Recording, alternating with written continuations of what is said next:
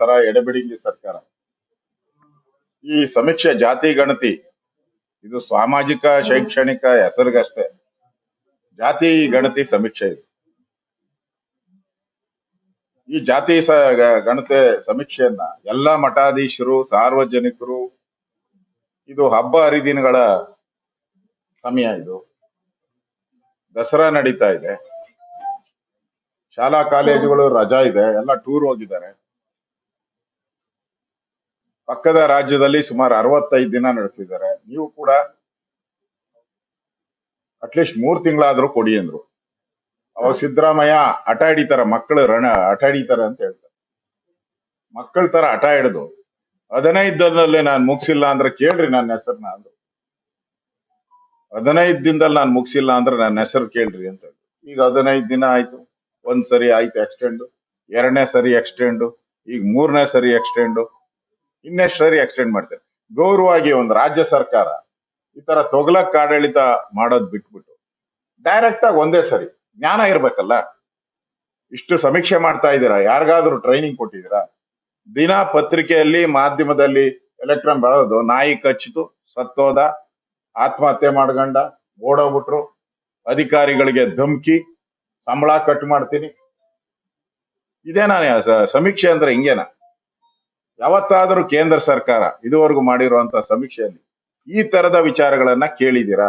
ಧಮ್ಕಿ ಹಾಕಿರೋದು, ಕೇಂದ್ರದ ಸಚಿವರು ಧಮ್ಕಿ ಹಾಕಿರೋದೆಲ್ಲನ ಕೇಳಿದೀರಾ? ಬರೀ ಧಮ್ಕಿನೇ ಆಗೋಯ್ತು, ಇನ್ನು ಆಗಿಲ್ಲ. ಅವ್ರು ಹೇಳ್ತಾ ಇರೋದು ಅಂಕಿಅಂಶಗಳು ಸತ್ಯಕ್ಕೆ ದೂರವಾದಂತ ಅಂಕಿಅಂಶಗಳು. ಇನ್ನು 60-70% ದಾಟಿಲ್ಲ. ಸಮೀಕ್ಷೆಯಲ್ಲಿ ಕೊಟ್ಟವರು ಆಲ್ಮೋಸ್ಟ್ ಆಲ್ ಒಂದು 30-40% ಜನ ಅವರು ಹೆಸರು, ಅವ್ರ ಕುಟುಂಬ ವರ್ಗ ಮತ್ತು ಜಾತಿ ಇಷ್ಟು ಬಿಟ್ಟರೆ ಬೇರೆ ಏನು ಕೊಟ್ಟಿಲ್ಲ. ಈ ಗಣಾಂಕಕಾರಿಕೆ 60 ಪ್ರಶ್ನೆಗಳನ್ನ ಹಾಕಿ ಅದನ್ನ ವೇಸ್ಟ್ ಮಾಡಿದ್ರ ನೀವು? 60 ಪ್ರಶ್ನೆ ನಾನೇ ಕೊಟ್ಟಿಲ್ಲ. ನಮ್ಮ ಮನೆಗ್ ಬಂದ್ರು, ಪಾಪ ರಿಕ್ವೆಸ್ಟ್ ಮಾಡ್ಕೊಂಡು ಹೋದ್ರು. 2 ಸರಿ ನಮ್ಮ ಮನೆಗ್ ಬಂದು ಕಾಫಿ ಕುಡಿದು ರಿಕ್ವೆಸ್ಟ್ ಮಾಡ್ಕೊಂಡು ಹೋದ್ರು. ಸರ್, ನಮ್ಮನ್ನೆಲ್ಲ ಸಸ್ಪೆಂಡ್ ಮಾಡ್ತಾರೆ, ಪನಿಷ್ಮೆಂಟ್ ಮಾಡ್ತಾರೆ, ಈಗಾಗಲೇ ಅಧಿಕಾರಿಗಳ ಆತ್ಮಹತ್ಯೆ ಭಾಗ್ಯ ಆಗೋಗ್ಬಿಟ್ಟಿದೆ, ನಮ್ಮನ್ನ ಯಾಕೆ ಸರ್ ಪ್ಲೀಸ್ ಅಂದ್ರು. ನಾನು ಅವ್ರಿಗೆ ನನ್ನ ಹೆಸರು, ನನ್ನ ಕುಟುಂಬದ, ನನ್ನ ಹೆಂಡತಿ ಬಿಟ್ರೆ ನನ್ನ ಜಾತಿ, ಹಿಂದೂ, ಒಕ್ಕಲಿಗ ಇಷ್ಟೇ ಕೊಟ್ಟಿರೋದು, ಬೇರೆ ಏನು ಕೊಟ್ಟಿಲ್ಲ. ಆಮೇಲೆ ಹೇಳಿದೆ ಬೇರೆ ಏನಾದ್ರೆ ಸೈನ್ ಹಾಕಲ್ಲ ಅಂತ ಹೇಳಿದೀನಿ, ಸೇರ್ಸ್ಕೊಂಡ್ರೆ. ಇಷ್ಟೇ ನಾನು ಕೊಟ್ಟಿರೋದು. ಅಂದ್ರೆ 4 ಕಾಲಂ ಮಾತ್ರ ನಾನು ಫಿಲ್ ಮಾಡಿದ್ದೀನಿ. ಅದರಲ್ಲಿರೋದೆಷ್ಟು? 10 ಕಾಲಂ. 10 ಕಾಲಂ ಇದೆ ಅಲ್ಲ, 60 ಕಾಲಂ. ನಾನು ಫಿಲ್ ಮಾಡಿರೋದು 4 ಕಾಲಂ.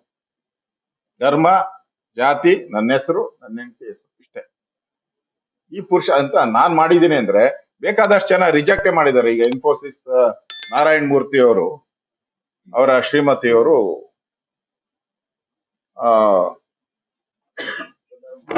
ಸುಧಾಮೂರ್ತಿ ಅವರು ನಾನು ಮಾಡಲ್ಲ ಅಂತ ಹೇಳಿದ್ದಾರೆ. ಅವ್ರಿಗೆ ಧಮಕಿ ಹಾಕ್ತಾರೆ. ನೀವು ಮುಖ್ಯಮಂತ್ರಿರೇ, ಮುಖ್ಯಮಂತ್ರಿ ಪದವಿಗಾದ್ರೂ ಗೌರವ ಕೊಡ್ರಿ ನೀವು. ಮುಖ್ಯಮಂತ್ರಿ, ಉಪಮುಖ್ಯಮಂತ್ರಿ, ಆ ಮಂತ್ರಿ ಒಬ್ಬ, ಇನ್ನೊಬ್ಬ ಅವರೇ ಸಮಾಜಕ್ಕೆ ಯಾವುದು ಕನ್ನಡ ಸಂಸ್ಕೃತಿ, ಅವು ಇನ್ನೂ ಒಂದ್ ಹೆಜ್ಜೆ ಮುಂದೆ ಹೋಗ್ತಾರೆ. ತಂಗಡಿಗಿ ಧಮಕಿ ಹಾಕ್ತಿರಲ್ರಿ? ಏನ್ ನಿಮ್ಮಪ್ಪನ ಇದು ನಿಮ್ಮಣ್ಣ ಏನ್ ತಿಂದವ್ರ ಅವರು? ನಿಮ್ಮಣ್ಣ ಏನ್ ತಿಂದಿದ್ರೆ ಹೇಳಿ.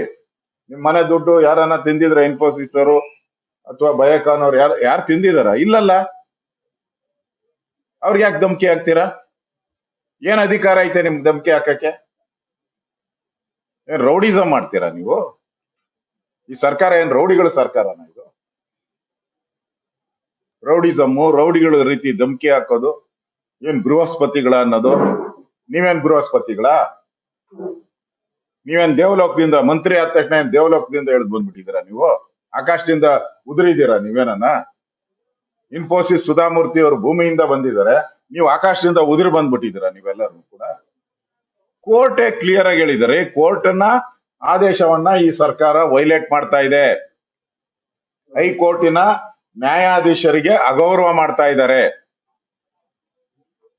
ಕ್ಲಿಯರ್ ಆಗಿ ಹೇಳಿದೆ. ನಿಮ್ಗೆ ಇಷ್ಟ ಇದ್ರೆ ಭಾಗವಹಿಸಿ, ಇಷ್ಟ ಇಲ್ಲ ಅಂದ್ರೆ ಭಾಗವಹಿಸ್ಬೇಡಿ. ಮಾಹಿತಿ ಅಷ್ಟೇ, ನಿಮ್ಗೇನು ಮಾಹಿತಿ ಬೇಕೋ ಅಷ್ಟು ಮಾಹಿತಿನ ಕೊಡಿ, ಅದು ಕಂಪಲ್ಸರಿ ಇಲ್ಲ. ಕೋರ್ಟ್ ಆದೇಶಕ್ಕೆ ವಿರುದ್ಧವಾಗಿ ನೀವು ಧಮಕಿ ಹಾಕ್ತೀರಾ ಅಂತ ಹೇಳಿದ್ರೆ ಇದು ಏನು ಗೂಂಡಾ ಸರ್ಕಾರನ? ಇದು ಗೂಂಡಾಗಳ ಸರ್ಕಾರ ಇದು. ನಾನು ನೇರವಾಗಿ ಹೇಳ್ತಾ ಇದ್ದೀನಿ, ಇದು ಗೂಂಡಾಗಳ ಸರ್ಕಾರ ಇದು. ಅಧಿಕಾರ ಕೊಟ್ಟವ್ರು ಯಾರು ನಿಮ್ಗೆ ಧಮಕಿ ಹಾಕಕ್ಕೆ? ಅವರು ಟ್ಯಾಕ್ಸ್ ಪೇಯರ್, ಸಾವಿರಾರು ಕೋಟಿ ಟ್ಯಾಕ್ಸ್ ಅನ್ನ ಕಟ್ತಾರೆ. ಬೆಂಗಳೂರು ಕಾರ್ಪೊರೇಷನ್ ಇರ್ಬೋದು, ಅವರು ಒಂದು 2,000 ಕೋಟಿ ಮೇಲೆ ಕೊಟ್ಟಿದ್ದಾರೆ ಟಾಯ್ಲೆಟ್ ಕಟ್ಟಕ್ಕೆ, ಪಬ್ಲಿಕ್ ಟಾಯ್ಲೆಟ್ ಕಟ್ಟಕ್ಕೆ. ಎಲ್ಲೆಲ್ಲಿ ಫ್ಲಡ್ ಆಗಿದೆಯೋ ಆ ಫ್ಲಡ್ ಆದ ಸಂದರ್ಭದಲ್ಲಿ ಮನೆಗಳು ಕಟ್ಟಕ್ಕೆ ಹಣ ಕೊಟ್ಟಿದ್ದಾರೆ. ನೀವು ಕೊಟ್ಟಿದ್ದೀರಾ?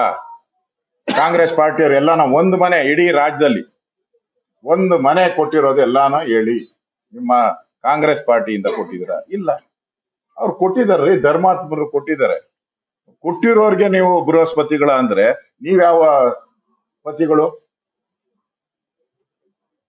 ಈ ರೀತಿ ಧಮಕಿ ಹಾಕಿ ಸಮೀಕ್ಷೆಗಳನ್ನ ಮಾಡಿಸುವಂತದ್ದು ಸಂವಿಧಾನಕ್ಕೆ ಅಗೌರವ ಮಾಡ್ದಂಗೆ. ಆಕ್ಚುಲಿ ಜಾತಿ ಗಣತಿ ಮಾಡಕ್ಕೆ ನಿಮ್ಗೆ ಅಧಿಕಾರನೇ ಇಲ್ಲ, ಸಂವಿಧಾನದ ಅಡಿಯಲ್ಲಿ ಅಧಿಕಾರನೇ ಇಲ್ಲ ನಿಮ್ಗೆ.